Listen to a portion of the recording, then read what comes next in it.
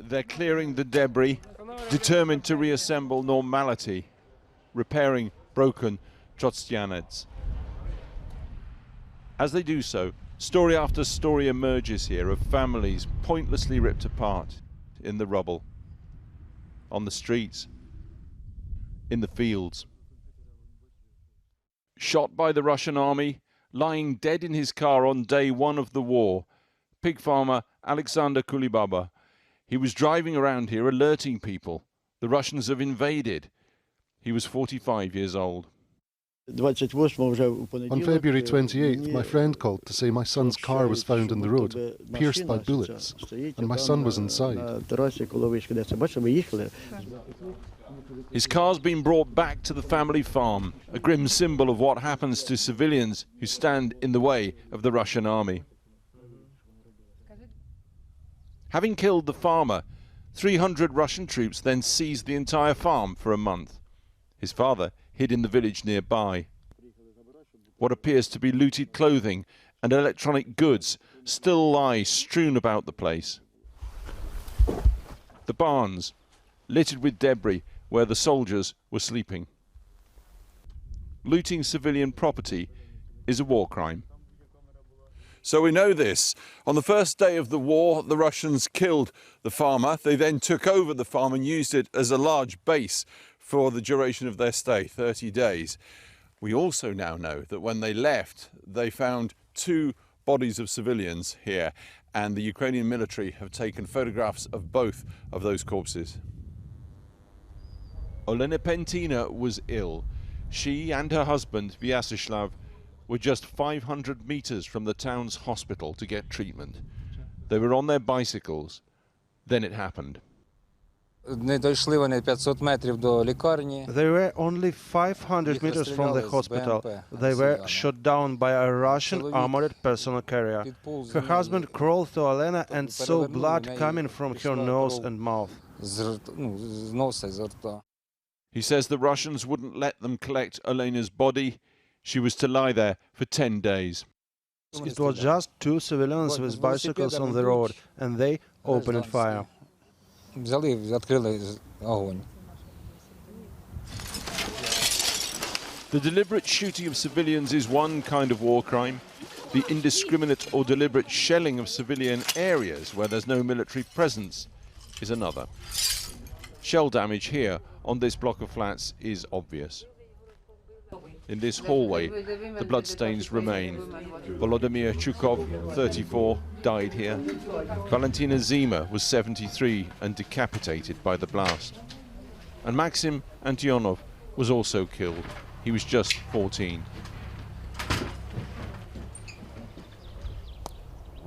His grandma, Luba Kryuchko, took us to the grave they had to dig hurriedly in the woods for all of them. Everyone here insisted there have never been any soldiers near here, let alone in here. In what remains of the town's main square by the railway station, they tell you the Russians have gone, but the threat has not. And many have eyewitness accounts of civilians being shot here. A woman approaches us. She lived in this block of flats. A woman, my neighbour, on the 5th floor. She was just standing by the window. A Russian sniper shot her and the bullet pierced her arm. I treated her with my own hands. And then there is that looting. As said, it is a war crime, and here plainly happened on an industrial scale. Russian soldiers helping themselves at the main food shop in the town square. Today, that place is gutted by a combination of artillery and thievery. Not far away, we enter the trashed council office. Plans and hopes for new buildings from a time before the war. Council officials still stare calmly down on a tornado of violence. This, Russia's headquarters for 30 days of occupation. The box of single malt whiskey, cigarette in the ashtray where the commander of one of Russia's elite tank units ran the town. 1 floor below, his men were quartered. It's now a stinking mess of bloodstains, uniforms, human feces, and empty bottles of beer and spirits. And every single computer, telephone, electrical appliance from this entire building has, by some coincidence, vanished along with the Russian army. Alex Thompson reporting. Now, weapons, weapons, weapons, the urgent appeal from Ukraine's foreign minister to NATO today. The reason, despite Russia's withdrawal from around Kyiv and elsewhere, is that the country is now preparing for a major new offensive in the east. Civilians in Donetsk and Luhansk have been warned to get out while they still can. Officials urging them, don't delay. And a warning, Jane Deeth's report does contain some distressing images. Good day, she says, but a bike ride through Chernihiv north of Kyiv is bleak, to put it mildly. You pass buildings with great chunks and lives missing, piles of shells by the side of the road, a destroyed Russian jet. The Russians have given up here and gone, but they've left a city flattened, silent save for the sound of shovels. And completely in shock, says Sergei. То, что повреждено, это восстановится, но моральный шок пережить просто нереально. Он еще соседи стоят, бедная тетка с подвала по сей день не может вылезти, хоть уже и тишина относительно. Another Ukrainian community left gathering up the bodies of neighbours and friends. The Kremlin denies targeting civilians. Eastern Ukraine expects to be next to feel the full force of a Russian attack. In the city of Kramatorsk, people told to get out now struggled to get into the train station. The announcements vainly telling them to keep moving. They'll join more than 10 million Ukrainians who've fled their homes. Putin's sights are firmly set on this part of Ukraine. He'd already annexed Crimea in 2014, and Russian-backed separatists have occupied parts of Donetsk and Luhansk since. 6 weeks after invading, Russia has expanded that territory and increased its hold over the east of Ukraine. The Kremlin now plans to seize the whole of the Donbas region. There are suggestions Putin wants to declare victory there by the 9th of May, a Russian annual holiday celebrating the defeat of Nazi Germany. Today, Ukraine warned the battle for Donbas will look like World War II. The foreign minister appealing to NATO for one thing. It's weapons, weapons and weapons. He got hugs and a pledge of more military support, but he says his country needs help immediately. Either you help us now, and I'm speaking about days, not weeks, or your help will come too late. And many people will die. But at the same press conference, Dmytro Kuleba was asked a difficult question about whether Ukrainian troops have committed atrocities after a troubling video emerged online. It's far too gruesome to broadcast in full, but it appears to show a Ukrainian soldier shooting a captured Russian lying injured in the road. He stops moving. His body lies next to what appeared to be 3 more dead Russian soldiers. If this video, which has been independently verified by the New York Times, is what it seems, it would be a war crime. I want to reassure you that Ukrainian army observes the rules of warfare. There was, of course, there might be isolated incidents of the violation of these rules, and they will be definitely investigated.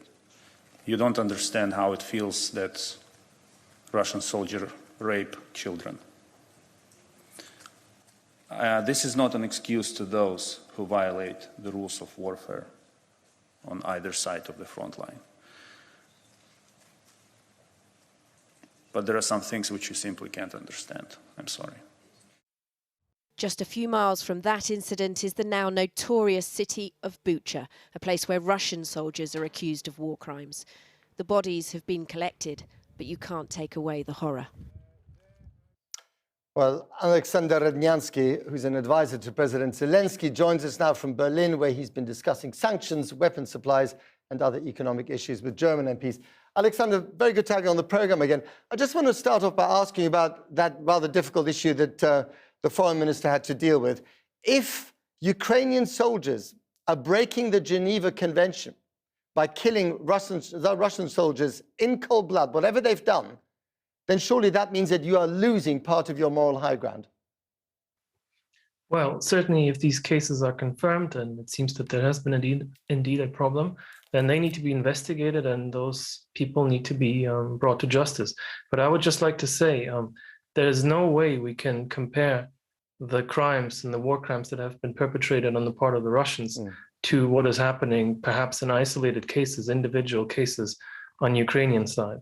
Yes, there could be a breach of rules and there could be a breach of the Geneva Conventions, but in general, our army is doing every effort to make sure that the rules of war and proper and humane conduct of prisoners of war is guaranteed on a large scale. And that's what's going to happen. Right. And anyone who breaks those rules will be brought to justice. No one is saying that there's any equivalence. Cases. But there's no equivalence here. No one is suggesting that. But the Geneva Convention is there for a good reason. Absolutely. But let me just reiterate, we will bring to justice anyone who breaks the rules. And we are making every effort to make sure that we are acting in accordance to the Geneva Conventions and to the humane rules of conduct during war. And that is in no perspective to what is happening on the Russian side, where soldiers are raping children, 6-year-old children, women, everyone is being shot and killed indiscriminately. There is no way you can compare these two things. Okay, you're in Berlin talking to German MPs. Have they given you any firm indication that Germany might indeed stop buying Russian oil and gas sooner rather than later? We're doing our best to convince our partners that this needs to happen sooner rather than later, as you say. Germany is having a hard time because it's made itself dependent, incredibly dependent on imports of Russian gas, especially, and over the years. So that's not going to be easy for Germany to get away from that dependence. But there is some hope that an oil embargo might be coming sooner rather than later, and perhaps even very soon, within the months. So we're trying to speed it up. There's different mechanisms by which we can effectively implement an embargo. There's ways to tax oil or tax gas, introduce tariffs, for example, extremely high tariffs, which will erode all the profits that the Russian side is making and therefore hit the Russian budget, which is being used to finance the war. So there is alternatives. There's different ways to proceed, and we're hoping that Europe and Germany in particular will act soon. Because whatever the reasons for that dependence on Russian energy are, and the Germans acknowledge this, that it was a mistake, the fact is that they are dependent, and to cut off 40% of your energy supplies overnight is going to be tough, very tough. Absolutely. But at the same time, there are studies, serious scientific and practical studies that show that while there would be substantial costs for the German economy, if an embargo were to be introduced immediately, those costs would not be catastrophic. And by all accounts, they might not even be very, very high. So they might be, something in the order of 500 euros per head per year. And that's in the short run, because in the medium run, those costs would disappear as the economy would adjust. And just one more. I mean, you've got more weapons from NATO, some better weapons, I'm led to believe. You're going to carry on fighting this war. You might even win it. But is there a danger there'll be pressure on you, on Ukraine, to basically say goodbye to the Donbas region, to settle for some kind of peace, because ultimately NATO doesn't want this conflict to spread? Well, first of all, let me say that we are clearly winning. Nobody even thought that some people doubted that Ukraine would hold up 3 or 4 days. Now we're winning, and you can see that there are clearly lines along the north where the Russian side had to withdraw, had to pull back their troops.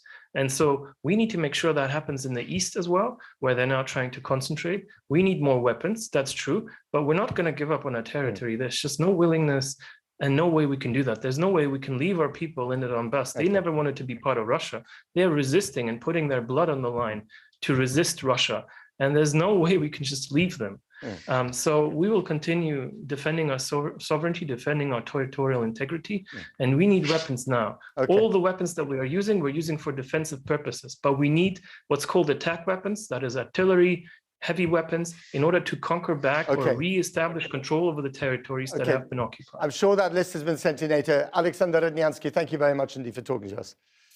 Thank you. Now, the United Nations General Assembly has voted overwhelmingly in favor of a US-sponsored resolution to throw Russia out of the UN Human Rights Council over mounting war crimes allegations.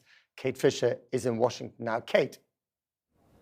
This is a real diplomatic slap in the face for Russia. The only other country to be ejected from the Human Rights Council was Libya in 2011 in its whole history. Two-thirds majority of the UN General Assembly was needed for this, 93 countries voting in favour, 24 against and 58 abstentions. It's seen as a real barometer of the abhorrence felt by most of the world about what's happening in Ukraine. Russia is a permanent member of the UN Security Council and therefore cannot be removed from that. So this is one way that the United Nations can show its disapproval on a world stage. Well, Russia said that any vote for this or an abstention would be seen as an unfriendly gesture and there would be consequences for bilateral ties. And as he was trying to urge countries to vote for it, the Ukrainian ambassador to the United Nations said that voting was not an option but a duty. All you need to do is to press the yes button. Pressing no means pulling a trigger and means a red dot on the screen. Red as the blood of the innocent lives lost. And Kate, changing the subject somewhat, some history made in that building behind you today in the Senate. Tell us about it. Absolutely, taking place right now as we speak. The first black woman to be appointed a Supreme Court justice in the United States. It will mean that for the first time in the court's history, it will not be a majority of white men ruling on it. A big deal for the United States, but also a big deal for President Biden because this is a rare bipartisan vote. He did manage to get 3 Republicans to also vote for Judge Ketanji Brown Jackson's appointment to the court, so he'll be pleased about that. It was also one of the pledges he made on the campaign trail when he was running to be president. He said that he wanted to appoint the first black woman to the court, and it looks like he's just done it.